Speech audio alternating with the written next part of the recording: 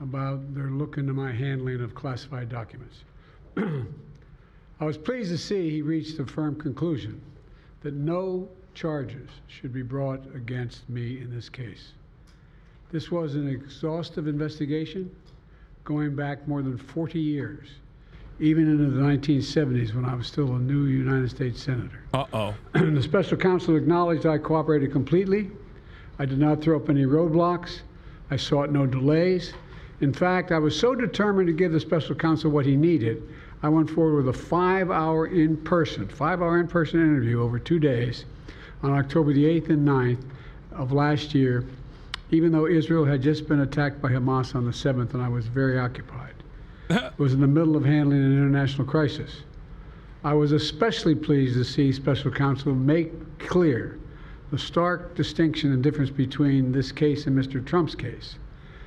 The special counsel wrote, and I quote, "Several material distinctions between Mr. Trump's case and Mr. Biden's are clear," continuing to quote, "most notably, after given multiple chances to return classified documents." Will he talk about the part where they say he's like decrepit? Mr. Trump allegedly did the opposite. According to the indictment, he not only refused to return the documents they called me for many senile, months, Jack. he also obstructed justice by enlisting others to destroy evidence and then to lie about it. In contrast, he went on to say Mr. Biden turned in classified documents to the National Archives and the Department of Justice, consented to the search of multiple locations, including his home, sat for a voluntary interview, and in other ways cooperated with the investigation, end of quote. I've seen the headlines since the report was released about my willful retention of documents. These assertions are not only misleading, they're just plain wrong. On page 215, if you had a chance, I know it's a thick document. On page 215, the report of the special counsel found the exact opposite. Here's what he wrote. There is, in fact, a shortage of evidence that I willfully retained classified materials related to Afghanistan. On page 12, the special counsel also wrote, for another documents, the decision to decline criminal charges was straightforward. The evidence suggests that Mr. Biden did not willfully retain these documents. Will he talk about how they think he's senile? I did not willfully retain these documents. Will they talk about how he's senile? I know there's some attention paid to some language in the report about my recollection of events. There's even reference that I don't remember when my son died. How in the hell dare he raise that? Oh, he's Frankly, mad. when I was asked the question, I thought to myself, it wasn't any of their damn business. Let me tell you something.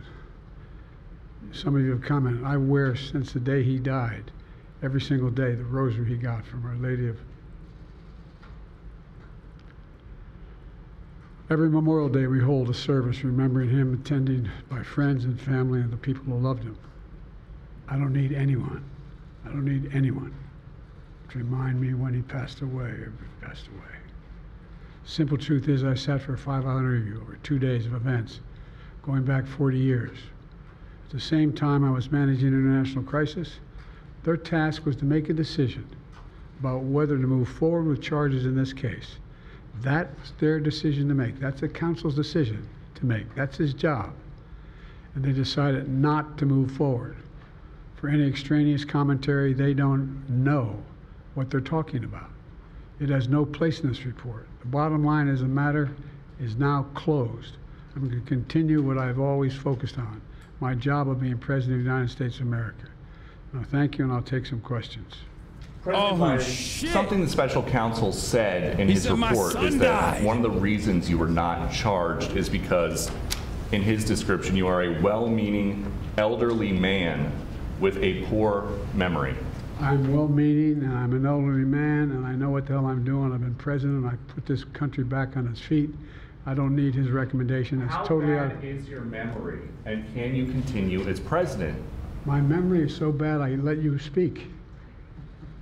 That's Do you feel your memory has gotten worse, Mr. President? My memory has not gotten. My memory is fine. My memory. Take a look at what I've done since I've become president. None of you thought I could pass any of the things I got passed. How'd that happen?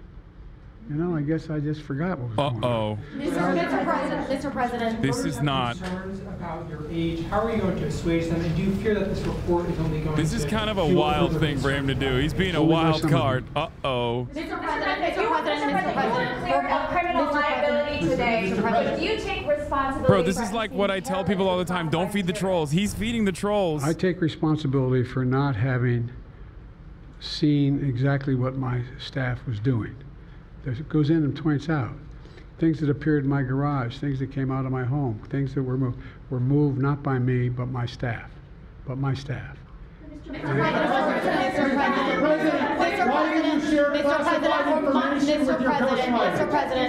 Mr. President, for months when you were asked about your age, you would respond with the words, "Watch me." Many American people have been watching, and they have expressed concerns about your age. That is your judgment. That is your judgment. That is not the judgment of the press. Oh my God, he's yelling at reporters individually about how he's not old. Mr. President, in December, you told me that you believe there are many other Democrats who could defeat Donald Trump. So why does it have to be you now? What is your answer to that question? Because I'm the most qualified person in this country to be President of the United States and finish the job I started. Do you believe that? Why are you confusing the names of world leaders? Thank you, everyone. Thank you very much. I did not share classified information. I did not share it. With your ghostwriter. With my ghostwriter, I did Bro, not. what is he doing? Dude, Dark Brandon unleashed. Bro, Bro, this is like when I start yelling at all my fucking haters and pull them up to debate them. Question. The fact of the matter is, what I didn't want repeated, I didn't want him to know, and I didn't read it to him, was I had written a long memorandum to President Obama why we should not be in Afghanistan. And I was of this multiple pages. And so what I was referring to, I said classified. I should have said it should be private because it was a contact between the president and the vice president as to what was going on. That's what he was referring to. It was not classified information in that document. That was not classified. He's going nutty. He's doing it. The mad lad is doing it. He called on me. When you look back at this incident, is there anything you would do differently now? And do you think that a special prosecutor should have been appointed in the first place in both of these cases? First of all, what I would have done is oversee the transfer of the material that was in my office, in my offices. I should have done that. If I go back, I didn't have the responsibility to that. That was my staff was supposed to do that, and they referenced that in the report. And my staff did not do it in the way that, for example, I didn't know how half the boxes got in my garage until I found out staff gathered them up, put them together, and took them to the garage in my home. And all the stuff that was in my home was in filing cabinets that were either locked or able to be locked. It was in my house. It wasn't out in, like in Mar-a-Lago, in a public place where, and none of it was high classified. Didn't have any of that red stuff on it. You know if he had a stroke right now, this would dramatically change everything. I wish I had paid more attention to how the documents were medical grade being moved cocaine that he has coursing through his veins. I thought all of it was being moved. That's what I thought. Now, what was the last part of your question? Whether a special counsel should have been appointed in this case and in the case of your rival president, former president. I think a special counsel should have been appointed. And the reason I think a special counsel should have been appointed is because I did not want to be in a position that they looked at Trump and weren't going to look at me, just like they looked at the vice president. And the fact is they made a firm conclusion. I did not break the law, period. Thank you all very, very much. Oh, dude. Oh, my God. The media is going to eat him, dude.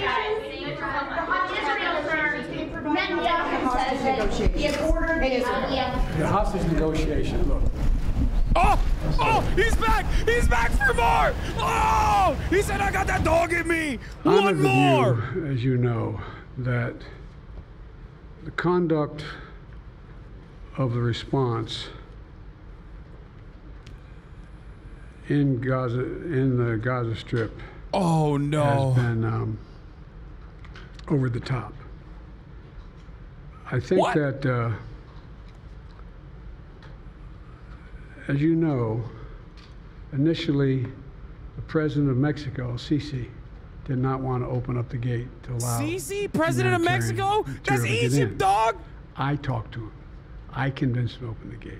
I talked to Bibi to open the gate on the Israeli side.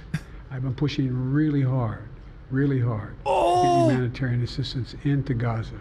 There are a lot of innocent people who are starving, a lot of innocent people who are in trouble and dying, and it's got to stop, number one. Number two, I was also in a position that I'm the guy that made the case that we have to do much more to increase the amount of material going in, including fuel, including other items. I've been on the phone with the Qataris, I've been on the phone with the Egyptians, I've been on the phone with the Saudis to get as much aid as we possibly can into Gaza. There are innocent people, innocent women and children who are also in badly in need of help. And so that's what we're pushing. And I'm pushing very hard now to deal with this hostage ceasefire because, as a, you know, I've been working tirelessly in this deal. How can I say this without revealing it? To lead to a sustained pause in the fighting, in the actions taking place in the Gaza Strip. And because I think if we could get the delay for that, the initial delay, I think that we would be able to extend that so that we could increase the prospect that this fighting in Gaza changes. There's also negotiations.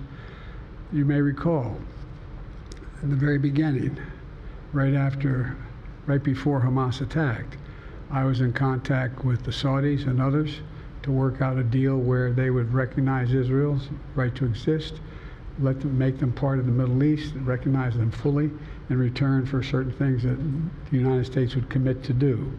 And the commitment that we were proposing to do related to two items. I'm not going to go in detail, but one of them was to deal with the protection against their arch enemy to the northwest, northeast, I should say. The second one, by providing ammunition and material for them to defend themselves. Coincidentally, that's the time frame when this broke out. I have no proof what I'm about to say, but it's not unreasonable to suspect that the Hamas understood what was about to take place and wanted to break it up before it happened. Wait, what? Thank you, everybody. We're going to need everybody to hold for a moment.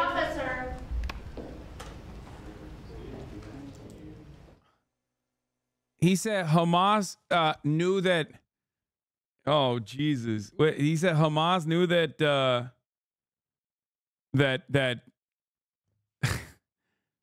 fuck? Hamas knew that the Abraham Accords were coming to completion and that's why they did it? Is that what he's saying? With no proof whatsoever? While also openly recognizing that he said, I got no evidence for this.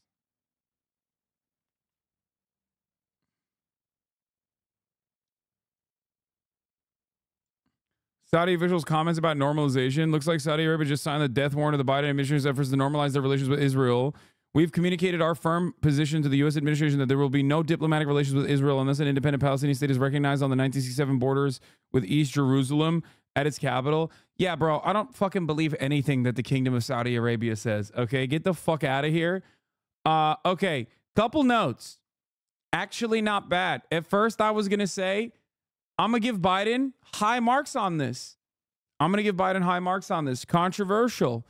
Two things. One, definitely more aggressive in his stance against Israel. Probably the first time that he's actually been a little bit more aggressive against Israel. Most likely because they... Are you high? No. Listen. Molten hot take. I'm not joking at all. Okay. Way better than I thought it was going to be, partially because yelling at reporters oftentimes will play very well with the American population that also fucking hates the media for understandable reasons. Willfully retain classified documents. However, he did openly fucking say, I never gave classified information up. He pulled a Trumpian ass move. Okay? He pulled a Trumpian ass move. He did some Trump shit, okay? Saying like, one, I didn't fucking reveal or leak classified information. He had one major flub where he said the Mexican president Sisi when he was talking about Egypt. That part is not good, 100%. He keeps fucking doing stuff like that. I'm shocked that he didn't do more of it, to be honest. But him yelling at reporters could actually play well. It could actually play well. He looked more dynamic than he ever has in months. Okay? He looked more dynamic than he ever has in fucking months. Now, he still looks old as hell, obviously up there. But I don't know. I think that him yelling at reporters might play well. However, it might also backfire on him because I think that, like, when you engage with the media in that way, they're going to fucking keep digging. They're going to dig their heels in and they're going to start going crazy mode over, like, why did Biden say this? Is Biden turning into Trump? That sort of shit.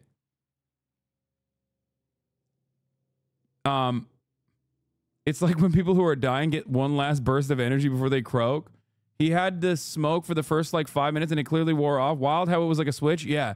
That it's crazy when you see him like off script, when he like goes back for the second and you can just see his like synapses no longer are firing. That part is awful. But the first yelling part, depending on like how much they cover, depending on what they cover and what they choose to pay attention to, I don't know. Him yelling at fucking reporters, it's not a bad look. Especially when your major point, when your major propaganda against you, like your biggest weakness is how not dynamic you are and how fucking old you are. Okay?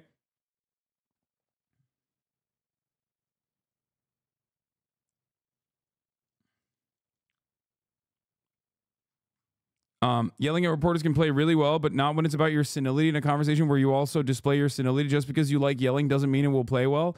No, the people fucking hate the media. So, and the people don't expect Biden to ever like pull out some non-civil shit. Shaming their media about like his son, like, or shaming the special prosecutor about his son thing is a really solid way, in my opinion, to fucking neuter that conversation, even though it was bullshit. Okay. If I'm being for real, I think being like, oh yeah, I forgot my son's death, how dare you? It's a good way to try and basically dive on that grenade and just completely neutralize it, even though it's fucking bullshit. Okay. Yes, he 100% is demented. So that's something that you also have to consider. But I do think that, yeah, I think that overall, like when he came back, it was really interesting. The second time when he came back, like his brain was like obviously short circuiting. Being a good leader is not that easy. People need to put themselves in his shoe. What? No, dude, shut up.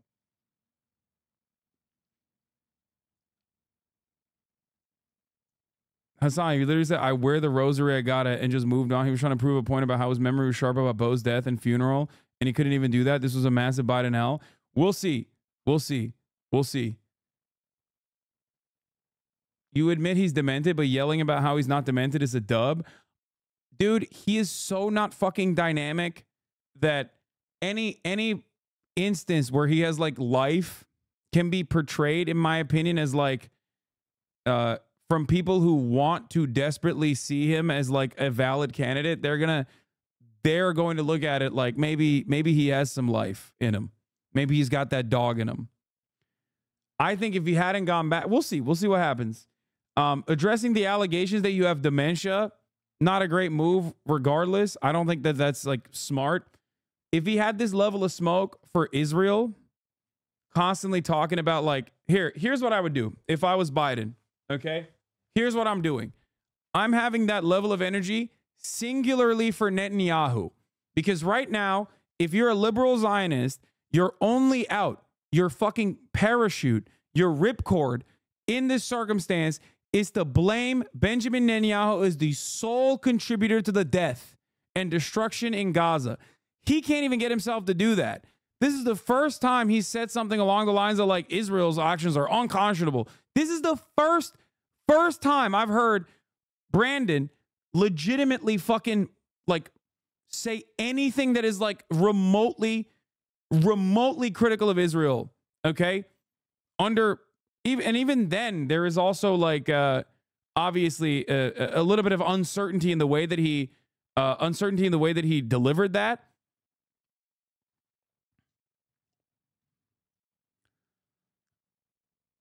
And that's not a bad thing politically to do, in my opinion. It's not a bad thing to do politically, and it's something that he should have been doing a long ass fucking time ago. Okay. And I assume that if this is the start of like a new wave of Brandon, he'll probably start positioning himself against Benjamin Netanyahu and saying this is Benjamin Netanyahu's war. It's gone too long. And CNN hitting Biden on Mexico. That's the only thing from the press conference anyone's going to remember Jeffrey Toobin says on CNN. God damn. CNN is being fucking extra hard on our boy here. Jesus Christ. Okay, that's interesting. I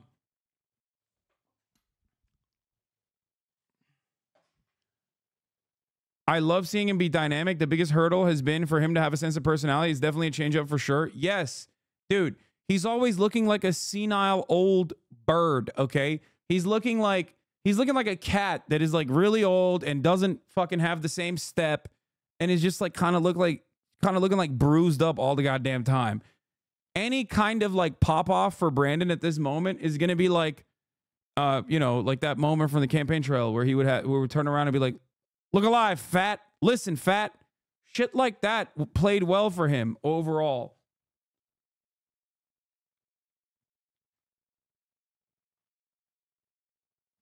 I think that CNN is positioning itself as like more conservative. Talking about the guys who showed his meat to everyone. Wait, what? Yeah. I don't know. We'll see. We'll see how this plays out. It is definitely above my expectations. I thought he was going to be real fucking bad. Okay? I thought he was going to be really, really, really fucking bad. I think the reception Blinken got in Israel and Netanyahu's refusal for a ceasefire, which Biden has been presenting himself as working on, pushed him over the edge. Yeah, that's what I think too. I think that this time around, I think Benjamin Netanyahu openly being like, fuck off, I'm going to do whatever the fuck I want, has probably finally gotten the liberals to recognize that, this shit's not manageable at all. It's far too late. A genocide has already occurred and it's continuously occurring.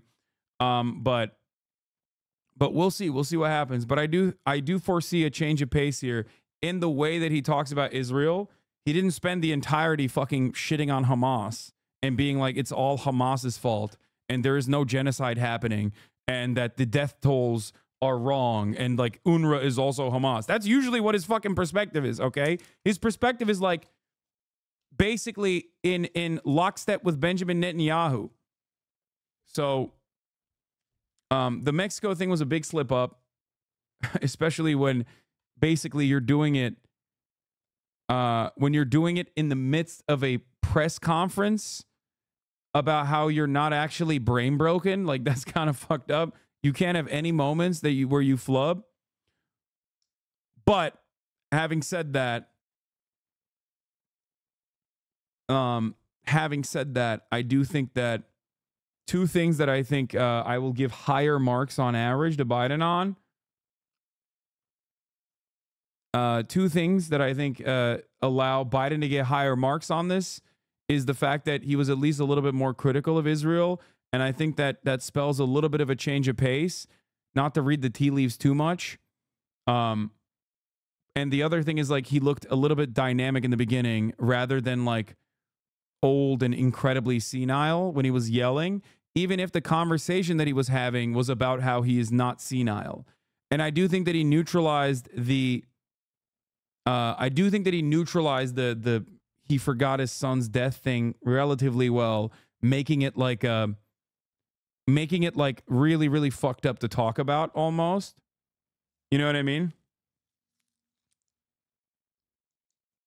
But we'll see. We'll see how it plays out. He said, I was elected to be the president for red states and green states. I hadn't heard that one before. Yes. I think it's red Classic states Dr. Seuss line. and blue states. But go back to the picture that we're going to show now. Look at the garage. This is the President of the United States garage, Stephen Miller. This is where he was keeping information about U.S. weapons capabilities. What about when he said he's the most qualified for the job? Yeah, that kind of stuff is just seasoning. Of course he's going to say that. It's fucking bullshit. Of course he's not the most qualified for the job. Okay?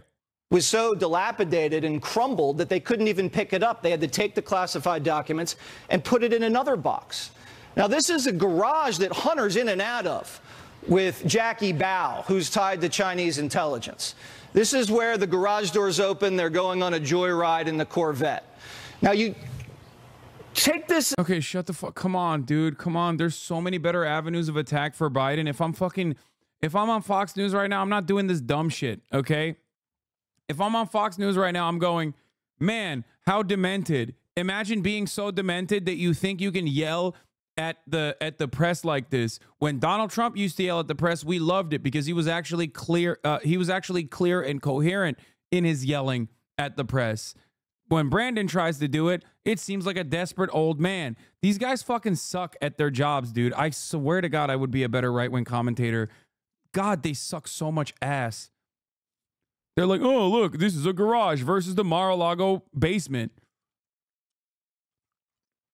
Like, imagine being like, oh, well, Donald Trump's boxes had lids on them, whereas Brandon's boxes didn't. You guys fucking suck at your job, dude. Huh. Yeah, Donald Trump's boxes were in the bathroom, and nobody used that bathroom. What? K-Hive, new display name?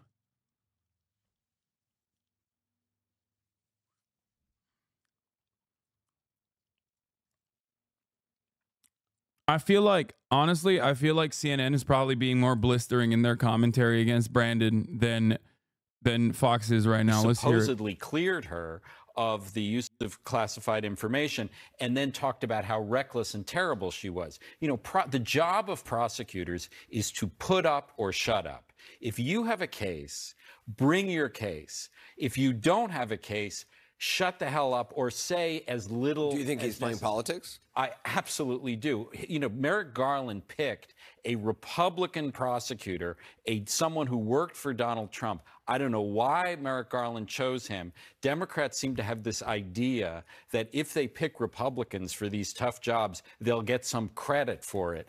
It didn't work with James Comey, appointed by a Democrat. It didn't work with her. And I think this was, there was no case to be brought here. But Hur did his best to damage Biden politically. Now, unfortunately for Biden, Biden didn't help himself today in his response. But the idea that this was put in this report, you know, that he was elderly, and that didn't belong in that report. So some of it did feel very gratuitous. I do agree with that. But I do caution, I see an emerging narrative from Democrats that this is a partisan investigation by the DOJ. This was a Republican and a Trump appointee, so therefore he's putting... Yes, to the chatters who are asking, that's Jeffrey Toobin, who is most famous for being caught zerking it on his goddamn Zoom call. Yes, that's Mr. Gooner. Jeffrey Toobin is probably the greatest political prisoner of our generation because, like, he literally was a gooner before gooning became as prominent. Like, sometimes you just got to goon. Sometimes you're gooning while you're on a Zoom call, okay? Yeah, who up playing with their tube, Jeffrey Toobin.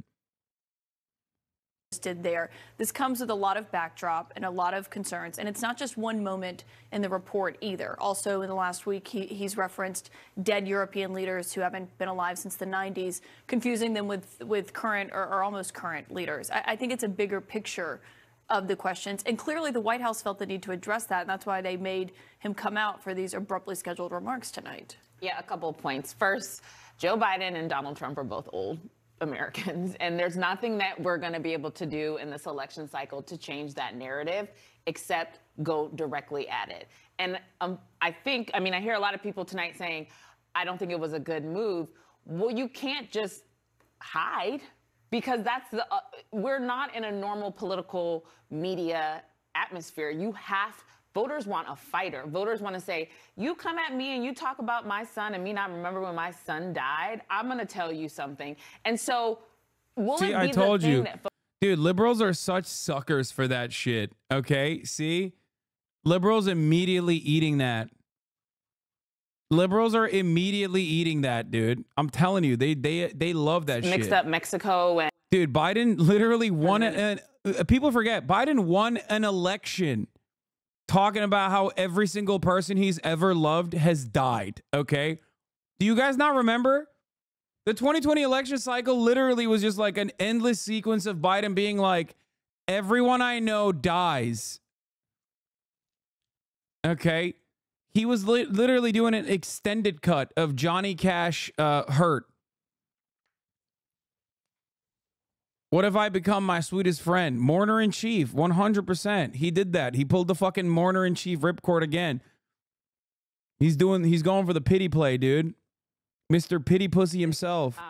Behavior. It might not work for all voters, but he can't hide on this. Doug, is that the case? Because when you look at polling, voters way more register that concern of age with Biden than they do with Trump, even though Trump is, as Ashley noted, just a few years behind him. That's very true. And you hear that from younger voters. You hear it from older voters. My 90-year-old aunt in Little Silver, New Jersey today said, this guy's too old.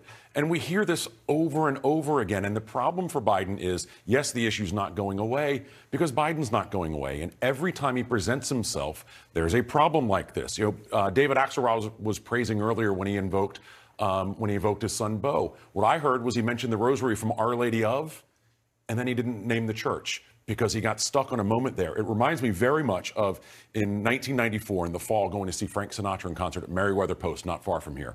And 1 minute Come Fly With Me was amazing. A few minutes later, he could barely remember the words from My Way. And what did we remember? That he couldn't remember the words to My Way. This is going to be a recurring problem for Biden. And ultimately, the Biden White House right now is saying three things. One, hey, a lot of people forget things. Two, he was slightly less responsible than Donald Trump. And three, there was a lot going on in the world with Israel. So let's cut him some slack. That's not strong messaging. Audie, what did you hear in that? I mean, I guess I'm the only one who's not as alarmed because I'm looking at it kind of holistically. This report comes out and this line is in it and they have to address it right away. There's no scenario where you let that sit. And in terms of media management, you want to be out there because what happened after he had his speech, we played a clip of him saying, how dare you speak about my son that way. We didn't play a clip of him, saying Mexico instead of Egypt.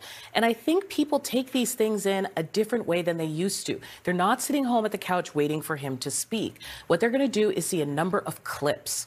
And your point is very well taken, that essentially there's a lot of young people who have been waiting for him to speak in some kind of striking way about Israel and Gaza, and specifically him saying, I think they've gone overboard, using that kind of language. That's going to be very striking in the social media space. And also seeing all the reporters barking at him, yelling at him, saying, and then he's got quick, fast, snappy, defensive replies. I don't necessarily think, again, generationally, they're going to be like, whoa, he was sarcastic. I like a nicer Biden. That hasn't been what they've been asking for. So I'm just going to put it out there. I know everyone has said that this was bad for a number of reasons, but I would challenge our thinking on this in that people don't take it in the way we do, nitpicking at it because that's our job.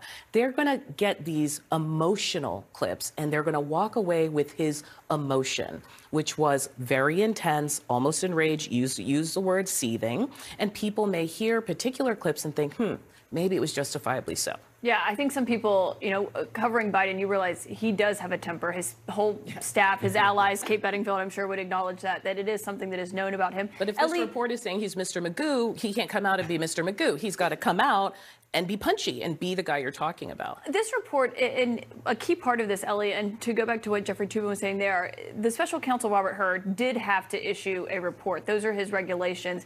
It was this lengthy report, which we were expecting. Was that him trying to explain why he didn't charge Biden, why that was going to be so long? What was your read on what he said? So first of all, this report is required by the special counsel regulations. And if we want a precedent of somebody issuing a very long special counsel report without recommending a charge, look no further than Robert Mueller, who issued a 400-page special counsel report and did not specifically say, I recommend criminal charges. He was ambiguous and testified. Let me be clear about this. This is a very close call. I have written and read 1,000 of these documents. They're called prosecution memos. You lay out the facts and you say, here's my recommendation as to charging or not charging. Joe Biden is correct that Donald Trump's conduct was worse, but his conduct was still very close to the line. Here are the facts. Joe Biden, established by this report, Joe Biden retained sensitive classified documents after he left the vice presidency. Marked classified? Or? Yes, marked classified, highest level, top secret SCI. They related to our international affairs, to war plans, to foreign relations. He knew it. He knew it. He's on tape after he's out of the vice presidency saying to his autobiographer, the classified documents are in the basement. He knew it. But he just denied that. Exactly. That was a key part of the report. It's the second sentence in the report, and he just denied sharing that with the ghostwriter. And I just looked at this closely. They had recorded conversations between Biden and this ghostwriter. Exactly. That is what blew my mind about Joe Biden's statement. Two major things he just outright contradicts or is contradicted by, however you look at this report. There are two things he said that are completely the opposite of what Robert Hur found. And who do you believe is up to, I guess, the individual consumer. First, Joe Biden says, I did not act willfully. Willfully just means voluntarily, intentionally. Are liberals abandoning Biden? CNN, I think, wants Trump to be president so they can get their ratings back. I'll say it. CNN has openly positioned itself as being more openly conservative. And I think part of that is because they want Trump back so they can get their ratings back. Nobody gives a fuck about the media. Nobody gives a fuck about the news. Nobody gives a fuck about politics. And I do think that like CNN is making a play, which, by the way, bro, I don't think it's openly conservative. I think he did badly in that interview. No. That's not what I'm talking about. No. Your opinion on the interview or your opinion on the situation in and of itself is not related to what I'm talking about with respect to CNN. I think CNN, I think CNN desperately wants to go back to the days where like they could shit on Trump and have a lot of people pay attention. But I think it's not going to happen, because part of the reason why I think the view counts have gone away from at least these places is because people are just not watching television as much. And I think CNN trying to be more conservative is not going to win over a conservative audience that already gets all the conservative messaging in a much more entertaining way from fucking Fox News. So they will probably like radicalize some of the liberals that are moderate and to become more conservative, but then the rest of the more progressive people will stop watching CNN because they're going to get mad. They'll alienate more and more of their base of like reliable watchers. You are not very smart. I agree. I'm not a very smart guy. I don't think I am. Anyway, I watch you in place where I used to watch CNN. Yeah, I mean, there's people like myself. There's TikTok. There's so many more avenues to get news. So many more avenues to get news from. I think that's part of the reason.